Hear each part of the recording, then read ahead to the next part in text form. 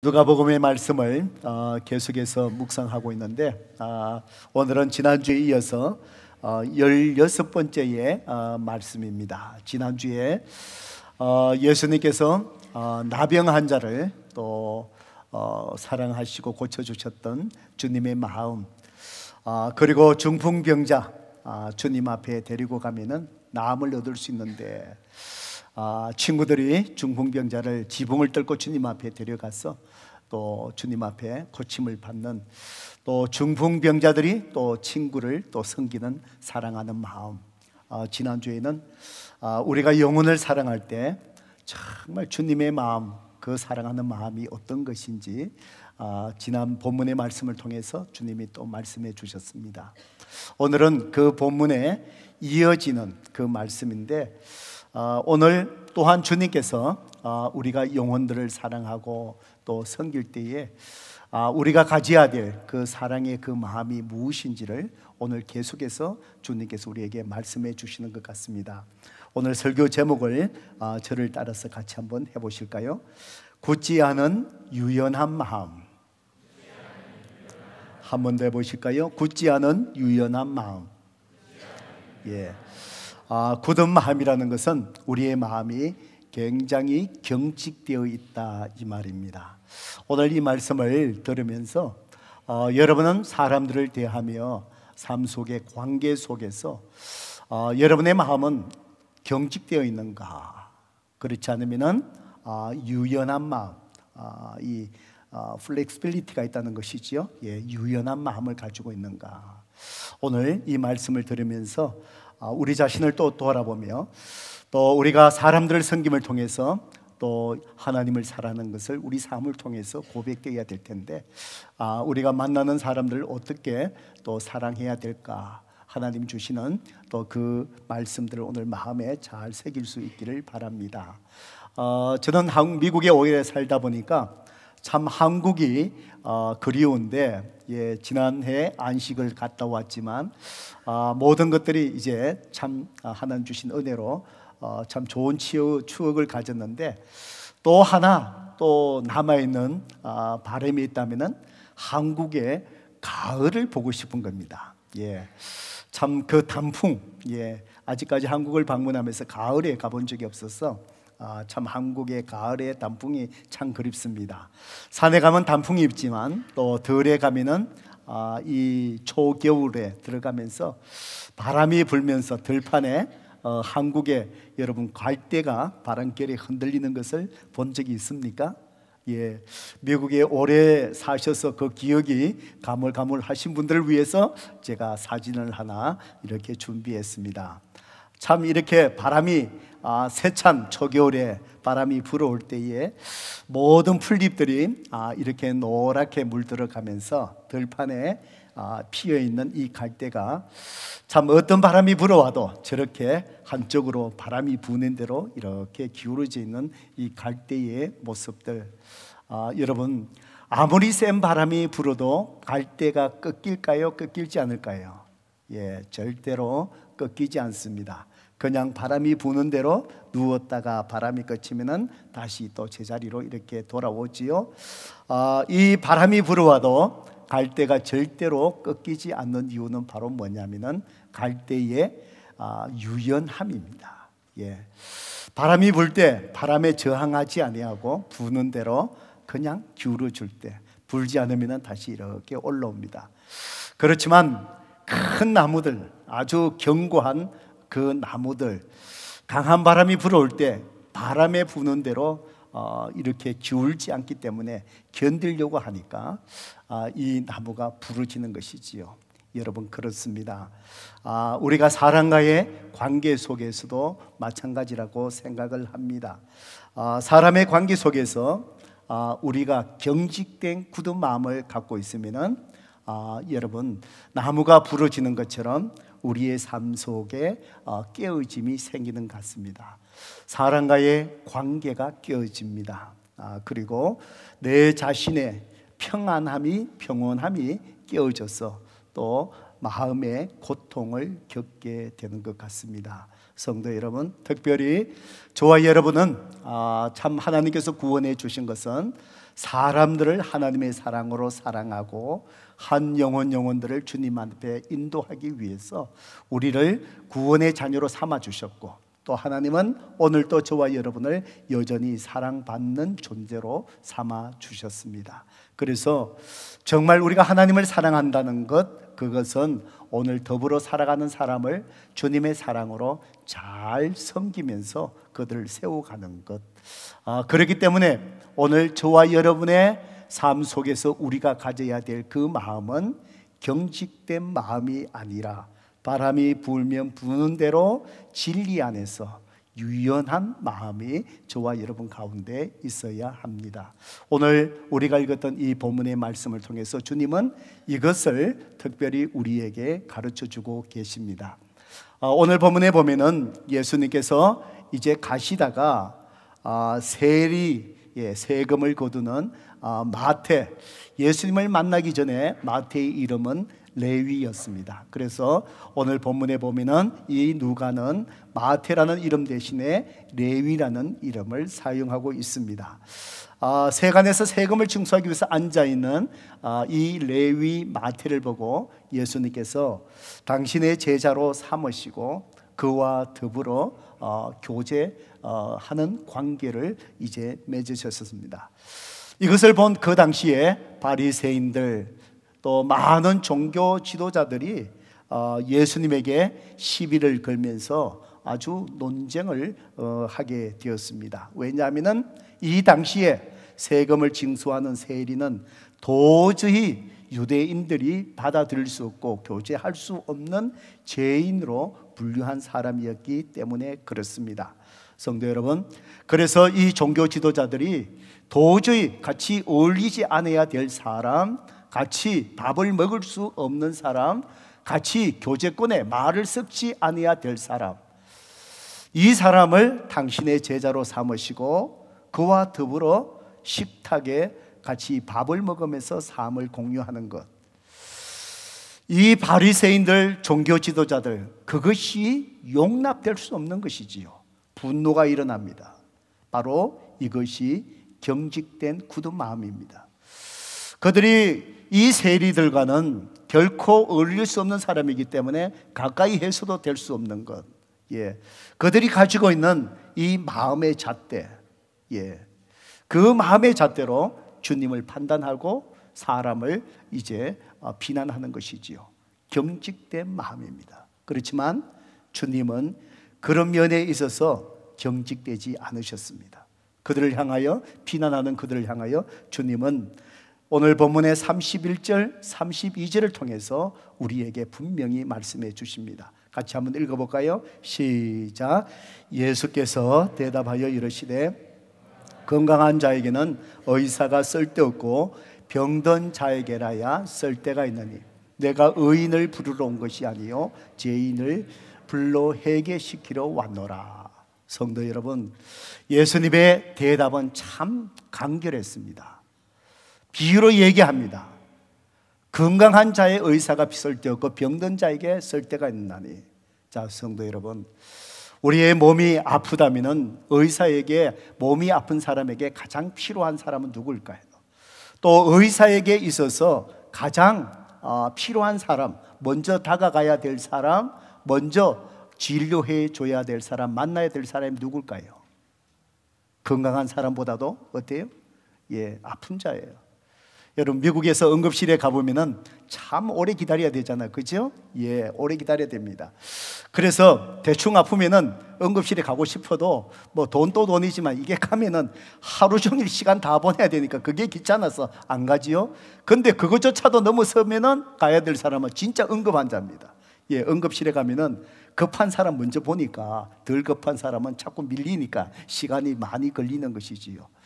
의사에게 필요한 것은 건강한 사람보다도 뭐지요? 고침을 받아야 될 아픈 사람. 이 얘기를 하면서 예수님이 뭐라고 말씀하십니까? 내가 이 땅에 온 이유가 바로 뭐냐? 존재 이유지요. 저와 여러분의 삶 속에도 존재 이유를 우리가 깨달아야 됩니다. 주님은 뭐라고 말씀하십니까? 의사에게 환자가 가장 먼저 관심인 것처럼 내가 의인을 부르러 온 것이 아니라 주님은 누구를 부르러 오셨다는 거예요? 죄인들을 부르러 오셔서 그들을 뭐 하시려고? 회개시키려고 오셨다. 그래서 예수님이 말씀하시는 것은 이 땅에 내가 온 그 이유, 죄인들을 회개시키러 구원하기 위해서 내가 이 땅에 왔다. 그러니까 예수님이 사람의 관심 속에서 가장 먼저 초점과 관심이 있는 사람은 누구일까요? 회개하고 구원받아야 될 죄인들이었습니다. 그래서 예수님은 죄인들을 구원하기 위해서 바로 이 마태에게 그 삶 속에 다가가서 주님은 그분의 주님의 제자로 삼으실 것이지. 바리새인들, 이 종교 지도자들, 그들의 관심은 자기의 관점에서 보았습니다. 그들은 죄인이기에 섞일 수 없는 사람, 다가갈 수 없는 사람. 그렇지만 주님의 열려진 유연한 마음은 그럼에도 불구하고 그들은 구원받아야 될 사람, 그 사람이기에 경직된 마음을 가진 종교 지도자들은 그들을 배척했지만, 그들의 삶에 관로밖에 울타리 밖으로 몰아내었지만, 주님은 그들이 구원받아야 될 사람, 내가 이것을 위해서 이 땅에 왔기에 바로 유연한 그 마음으로 진리 안에서 주님은 그들을 구원시키기 위해서 다가가신 것입니다. 성도 여러분, 오늘 저와 여러분의 삶 속에도 정말 종교 지도자들처럼 바로 경직된 마음, 굳은 마음으로 사람들을 고르며 내 삶의 울타리 밖에서 걷어내는 그런 경우가 저와 여러분에게 혹시 있지 않습니까? 저 사람만큼은 교회에 오면 안 돼. 저 사람은 절대로 가까이 할 사람이 아니야. 저 사람은 우리 목장에 들어오면 안 돼. 바로 이러한 모습들이 바로 뭘까요?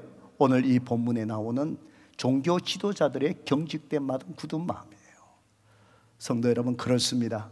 오늘 저와 여러분 그리스도인의 이 삶은 바로 무엇입니까? 사람들을 섬기며 그 영혼 한 영혼들을 주님 앞에 인도해서 구원의 자리에 서게 하는 것, 그걸 위해서 하나님은 우리를 구원해 주셨고 하나님의 자녀로 삼아 주셨고, 오늘 저와 여러분이 살아가게 하시는 그 이유가 바로 그것인 줄로 믿습니다.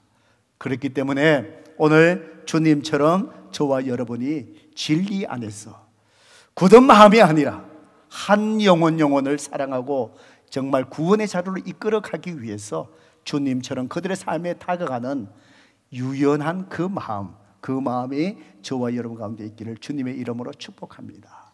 성도 여러분, 그렇다면은 정말 한 영혼을 사랑하고 주님 앞에 구원의 자리로 이끌어 가기 위해서 우리가 가져야 될 정말 어떤 사람을 향하여 무엇에 대해서 저와 여러분이 굳은 마음이 아니라 정말 유연한 마음을 가져야 될까요?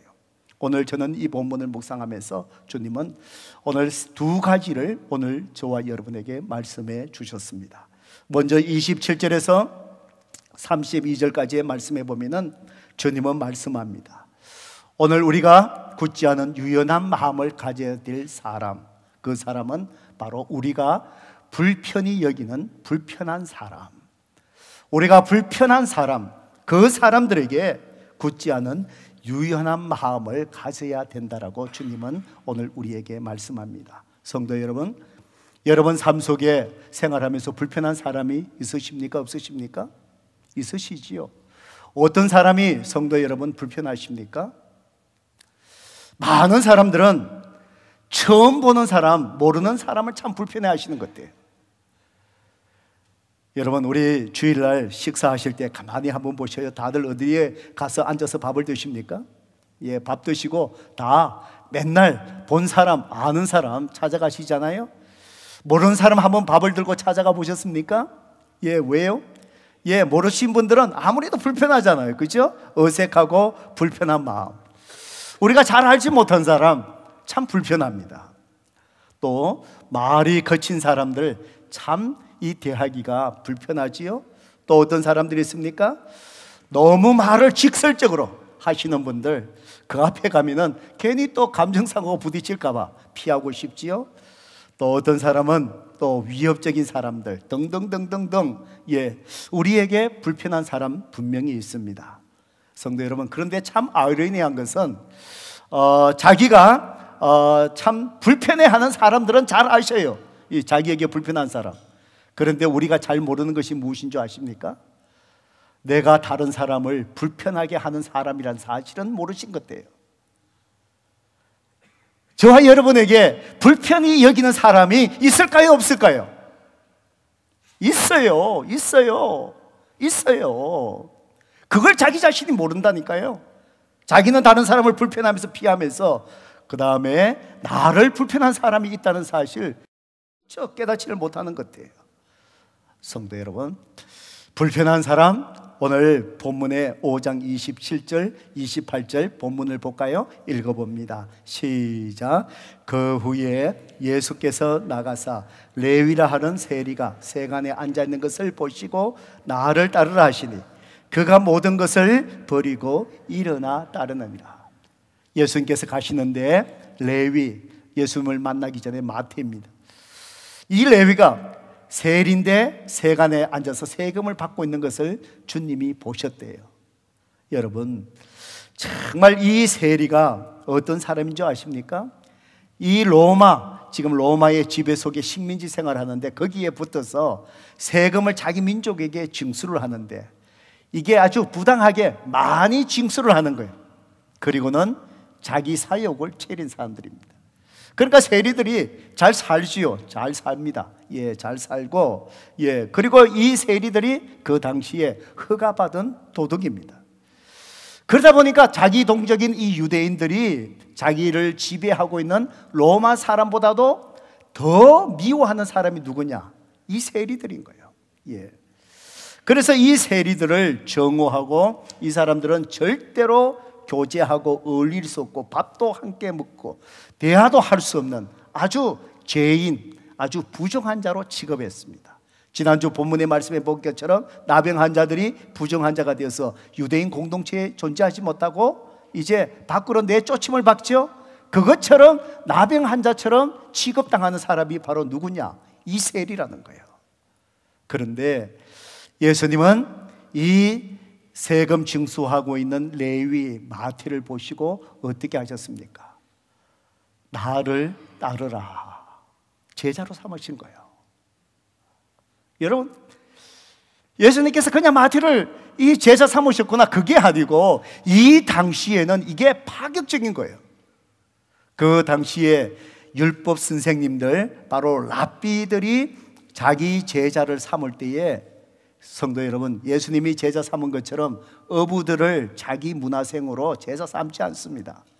특별히 이 죄인 취급당하는 이 세리, 절대로 랍비가 제자 삼을 수 없는 사람 중에 한 부류예요.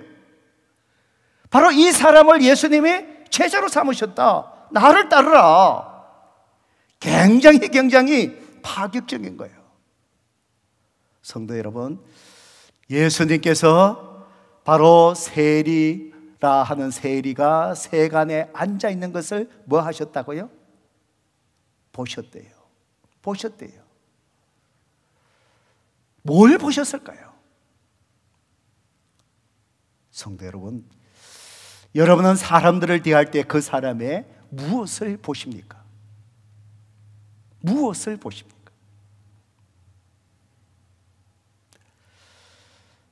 이거는 설교의 원고에 없는 이야기지만 오늘 아침에 제가 교회에 오는데 저희 집 사람이 이것도 걸어봤다, 이것도 입어봤다, 자꾸 시간을 많이 꺼요.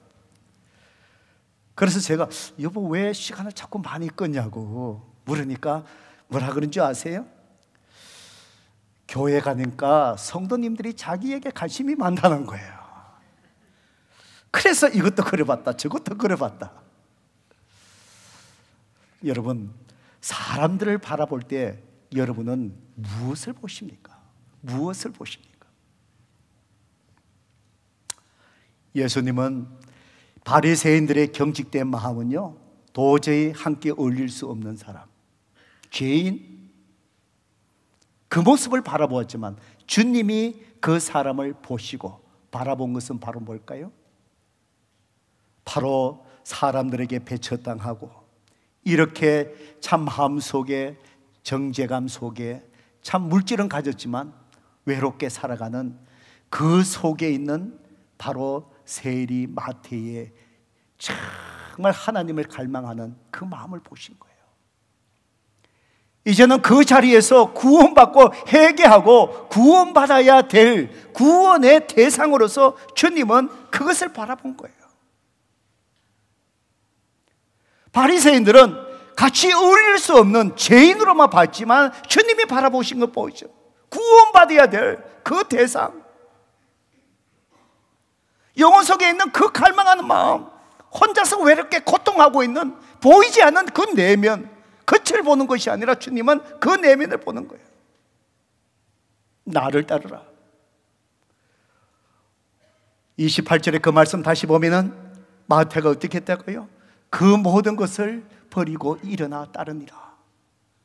여러분, 예수님께서 제자들을 부르실 때 베드로는 뭐죠? 내가 너로 하여금 사람을 낳는 어부가 되겠다, 많은 설명을 하시면서 부르셨는데, 이 레위에게는 다른 설명이 필요 없어. 그래서 주님은 그냥 나를 따르라. 이 레위도 주님을 따르는 그 말씀에 다른 어떤 반응이 없이 그가 모든 것을 버리고 일어났거든요. 왜요? 주님이 그 내면을 보시고 갈등하는 마음, 갈망하는 마음, 죄책감 속에서 정말 잠 못 이루는 그 아픔들, 구원받아야 될 그 사람, 나를 따르는 그 한마디에 지금까지 고통당하고 오던 이 레위 마태의 모든 삶이 한순간에 무너져 내린 거예요. 나를 따르는 이 한마디의 말 속에. 성도 여러분, 하나님의 말씀에 파워가 있는 줄로 믿습니다. 하나님의 말씀에 능력이 있습니다. 여러분, 하나님의 말씀을 선포하셔요. 믿지 않는 자들에게 하나님의 말씀을 그대로 전가하세요.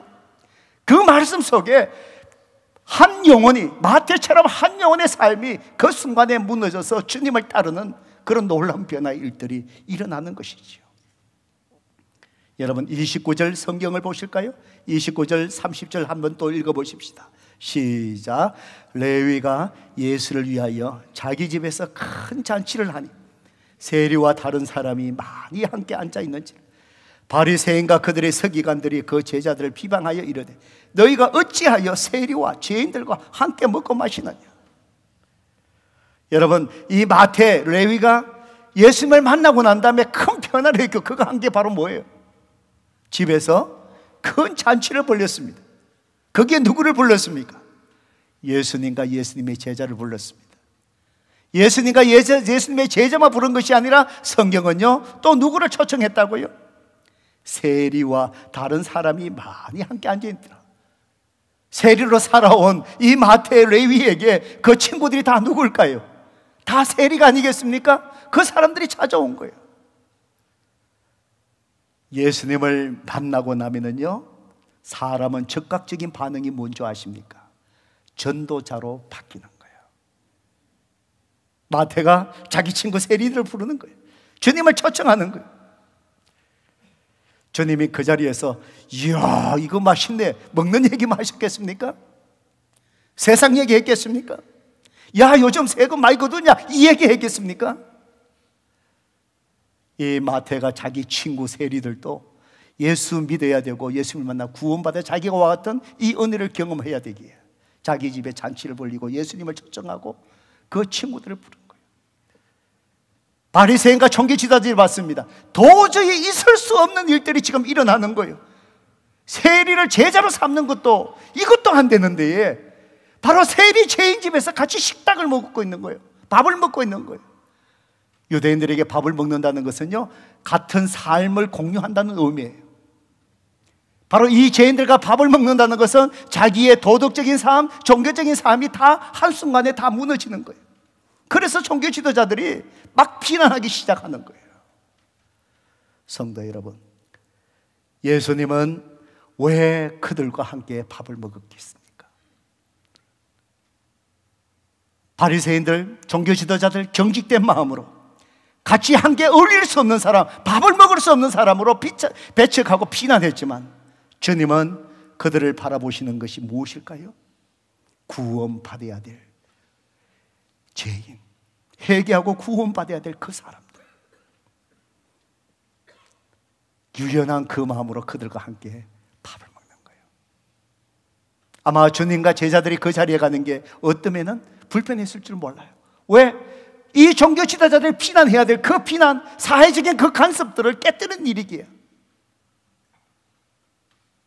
주님은 오직 구원받아야 될 그들이기에 진리 안에서 그들과 같이 간섭을 넘어서서 밥 먹는 그 자리에 함께 식탁의 자리에 앉게 되는 것이죠. 성도 여러분, 우리가 불편한 사람과 밥을 먹는 것 쉽지 않은 것 같습니다. 불편한 사람을 사랑하는 것 쉽지 않습니다. 저는 이 말씀을 묵상하다가 오래전에 가테말라에 제가 현지 신학생들 강의로 섬기기 위해서 저 혼자 가서 일주일 동안 있으면서 신학교 현지 신학생들에게 통역으로 강의를 해준 적이 있습니다. 이제 강의가 이제 끝나고 이제 현지에 있는 중요한 평신도 침례교 지도자가 자기 집으로 초청을 했습니다. 그분은 가테말라 시리에서 변호사였습니다. 그런데 마침 그날이 아마 10월 31일이었는가 하여튼 그런데 성인의 날 하여튼 그런 캐톨릭에서 지키는 명절 아마 그거였던 것 같습니다. 그래서 자기 집에 초대를 해 주셔서 그래서 신학교 관계자하고 저녁 초대를 받아서 그 댁에 갔습니다. 그래서 우리 설날 같으면은 떡국을 먹는 것처럼 그 명절에 가테말라 사람들이 먹는 현지 음식을 만드셔서 저를 대접하는 거예요. 그래서 식탁에 앉았는데 나오는 음식을 보니까 우리 떡국 먹을 때 뭐 큰 반찬이 필요 없잖아요. 아주 똑같아요. 아주 전통적인 음식이 메인이고 뭐 그게 다예요. 접시에 들어주는데 그걸 보니까 뭐냐, 그 생선의 이름이 뭔지는 잘 정확히 제가 모르겠는데 제가 보기엔 꼭 꽁치 같아요. 그 생선을 그냥 양념에 버무린 거예요. 생걸, 삶은 것도 아니고 생걸 버무린 거예요. 아마 밑젓 담글 때 이 버무린 거 소금채가 하는 거 아마 그 비슷한 수준인 것 같아요. 제가 볼 때는 이렇게 했는데 그걸 한 접시 떡 들어주는데 커피하고 제가 이걸 입에 조금 맛을 이제 간본다 그러죠. 조금 됐는데 이 속이 내장이 막 꼬이는 거예요. 제가 참 성교 가서 어려운 게 제가 음식 먹는 게 참 어렵습니다. 제가 안 먹어본 음식은 이 비위가 약해갖고 참 먹기가 힘들어요. 근데 이게 딱 되는데 이게 아닌 거예요. 이게 도저히 먹을 수 없는 거예요. 내가 정정하게 안 먹어도 되겠지만 참 우리 그리스도인의 삶이라는 거 뭐죠? 사랑의 덕을 세워야 되잖아요. 대접한 사람의 그 마음을 받아줘야 되니까. 참 고지고대로 내가 이거 못 먹겠습니다, 제가 이게 안 맞습니다 라고 해도 되겠지만 그리스도인들은 사랑의 덕을 세워야 되니까 이걸 먹어야 되잖아요. 고민을 하다가 이제 지혜가 떠올랐습니다. 입에 넣고 숨을 쉬면은 이게 속이 뒤틀리니까 입에 넣고 숨을 안 쉬고 삼키려니까 안 삼켜지잖아요. 그래서 제가 이제 생각했는 것이 바로 뭐냐, 입에 넣자마자 숨을 쉬지 않고 커피를 갖다가 마시고 삼켜버린 거야. 약 먹듯이. 가테말라 커피가 굉장히 좋은 커피고 이게 진합니다. 커피 향이 있고 막 섞여서 숨 쉬면 안 되니까 넣고는 먹어버리고 그 접시에 들어놓은 게 이 양이 또 얼마나 많은지. 그러니까 입에 넣고 한 번 마시면 커피 잔에 한 반이 커피가 없어지는 거예요.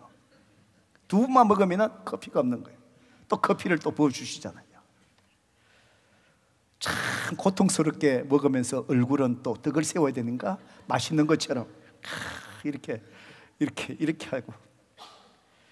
그러니까 이분들이 내가 커피를 제가 많이 마시니까 하시는 말씀이 패스트 킴은 커피를 참 좋아하시네요.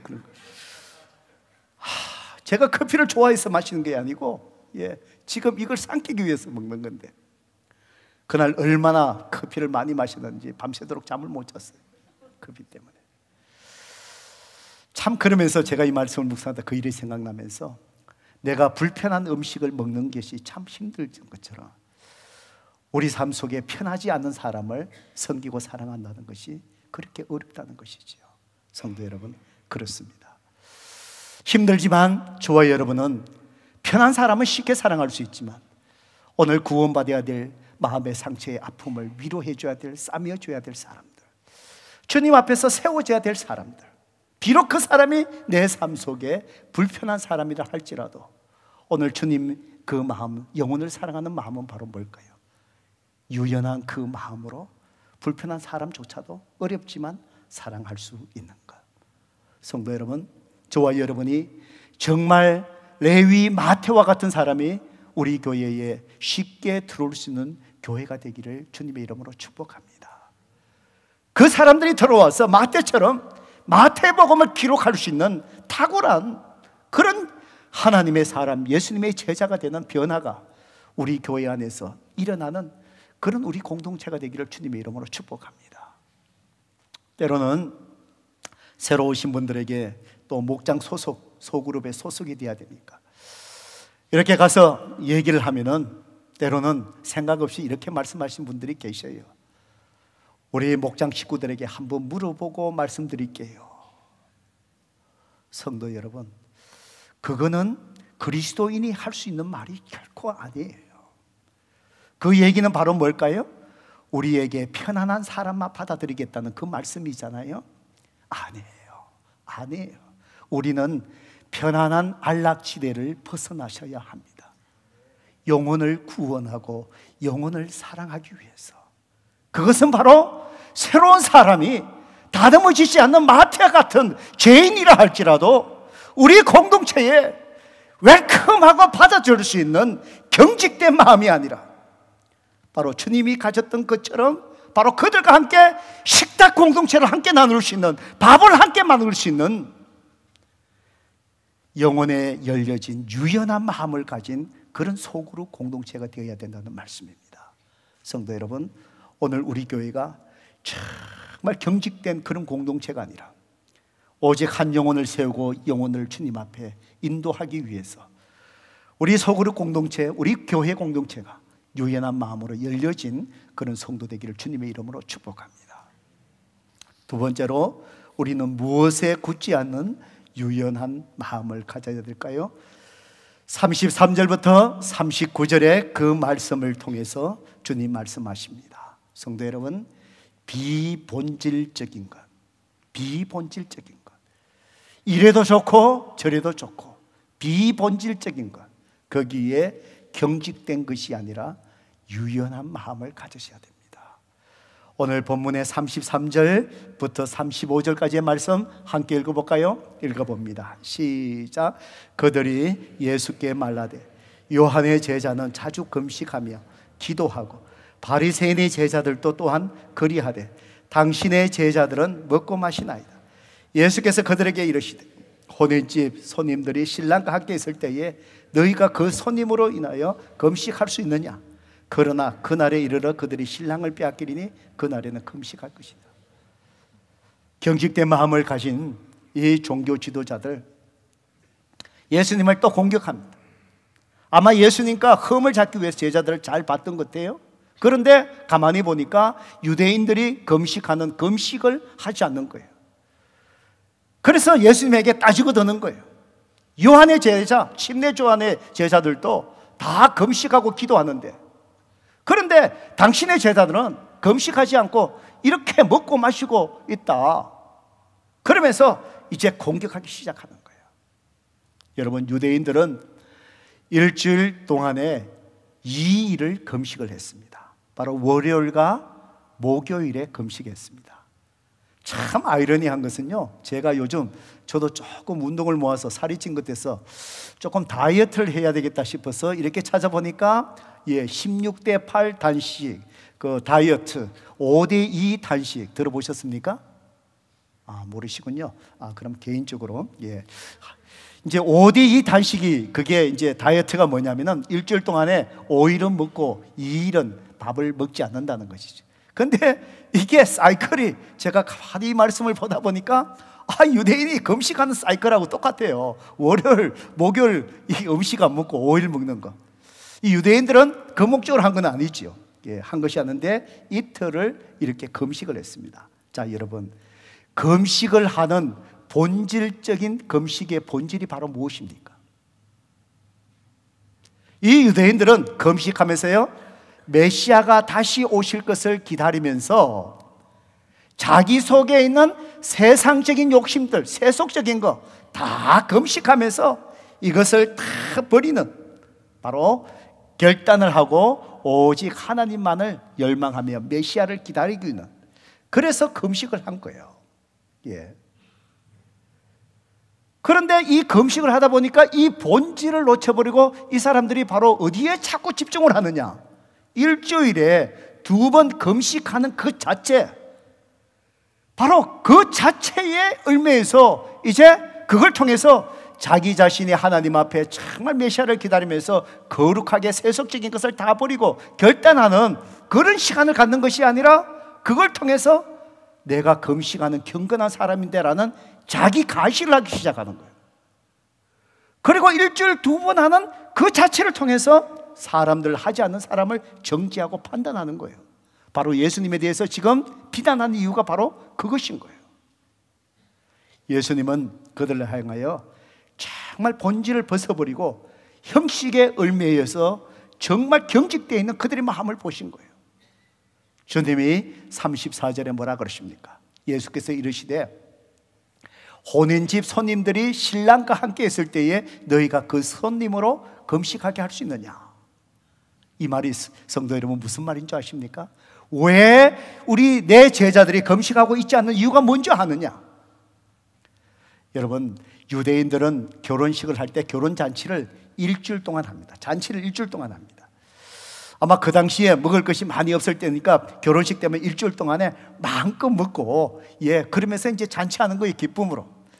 그런데 일주일 동안 잔치할 때에 일주일에 2번 하는 금식, 이것이 면해지는 거예요.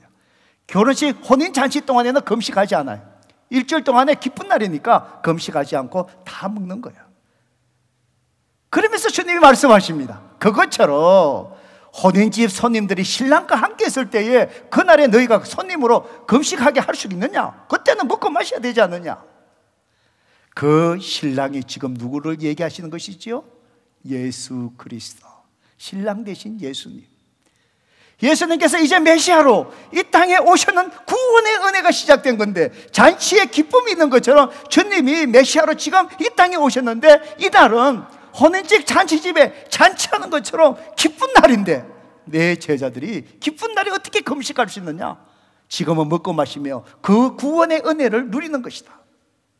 그리고는 35절 보세요. 그러나 그날에 이르러 그들이 신랑을 어떻게 된다고요? 빼앗기리 되니 그날에는 금식하리라. 신랑을 빼앗긴 날이 언제예요? 주님이 우리 죄를 위해서 십자가에 죽으시는 날.